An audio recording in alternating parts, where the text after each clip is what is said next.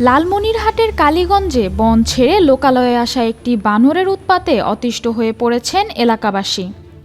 বানরটি গ্রামের মানুষের জীবন দুর্বিষহ করে তুলেছে।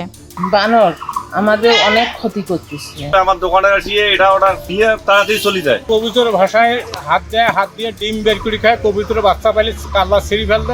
মানে আমরা যদি নাড়ি টাড়ি ধরে বেড়াই আমাদেরকে আরো ধরার জন্য হামলা করে। গত 7 মাস ধরে এই বানরটি মানুষের ঘরবাড়ি, দোকানপাট এবং গাছের ফলমূলের ব্যাপক ক্ষতি করছে।